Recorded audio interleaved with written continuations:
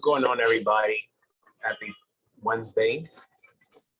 Hockey playoff edition. Mike and Xavier. I am Mike. This is X. So Xavier. I'm not gonna say too much. Game 4 was old Tampa. I expected that. After game 3, I knew it was a confidence booster for Tampa. Andre Vasilevsky, he got his mojo back. 34 saves. Andre Palat continues to do what he did in game 3. He had 3 points, a goal and 2 assists. Like I said, this was all Tampa game 4. Like I texted you last night, this series is meant to go 6 or 7 games. Now the Rangers need to figure things out and try to get game 5 at home. Coming off that game 3, Tampa Bay, I mean, how much more of a confidence booster can you get when you score 43, 42 seconds from the game finishing to avoid overtime and handling the job just to stay in the series? You come back in game 4, defend home ice, just as defending cup champions should be doing. In the first period, I really enjoyed Tampa Bay's game plan.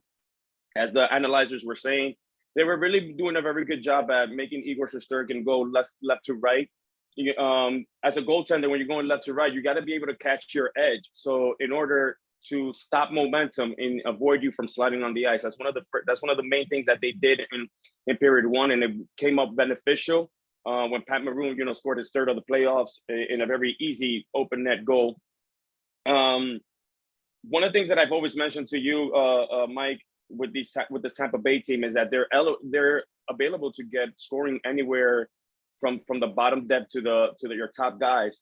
In the first 2 goals, Pat Maroon, first of all, opening the scoring, Pat Maroon, that is your 4th line right there. And then right after, Nikita Kucherov with the breakaway goal that made it 2-0.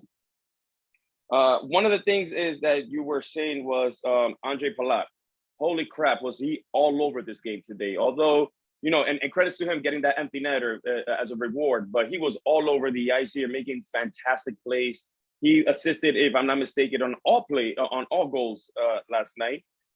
It's an insane stat to me how there were 207 players picked before him on his round at the draft. And look at him now, cup champion, fighting for a 3rd one.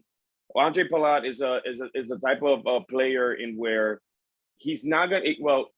He isn't the superstar of the team, but little do you know is he's the one distributing out there as much as possible, and that's what you need from a hockey team. You need availability from all your guys. You need to, even if they're chipping away, having a good shift, checking guys and making sure that you're breaking away on the offensive zone and your defensive zone correctly. So it's the little thing that counts. So shout out to Andre Palat. One of the things that notables, if I should say, that we saw from the Rangers, Ryan Strome, late scratch. He couldn't continue going during the warm-ups that he said he couldn't go. So it's better off that way that he, lets the coach know before actually solidifying the lineups in order to, like that, you're not down to 11 forwards just to start 4 minutes into the game. Filipino, another notable, left the game at the 2nd period and did not return for period 3. That is very concerning for the New York Rangers due to the fact that Ryan Strome, you're missing 2 of your top 3 centermen. And Filipino, as you can see, he's been on a tear lately. That kid line really produces well off him.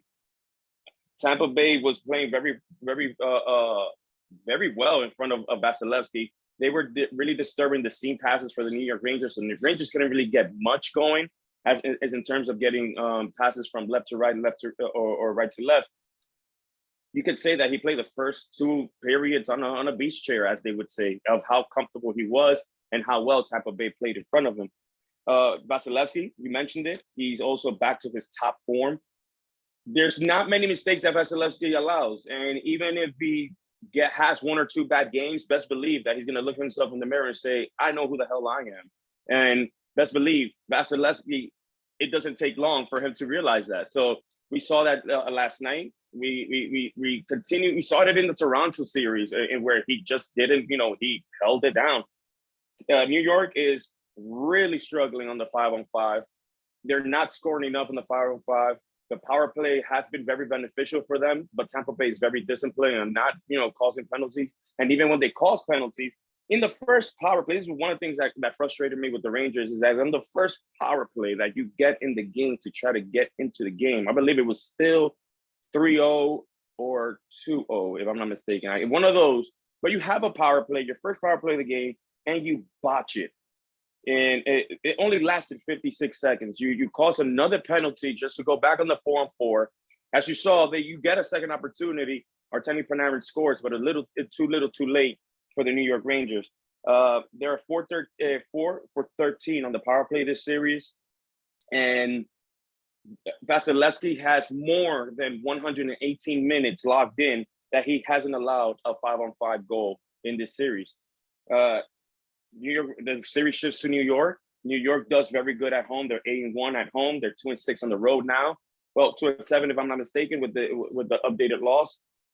But I told you before, these guys played great in the Garden. And I expect the house to be rocking, and I expect the Rangers to get back in this and take the lead again. As for Tampa, going back to Tampa in Game 6, Tampa takes that one, and let's see what happens in Game 7.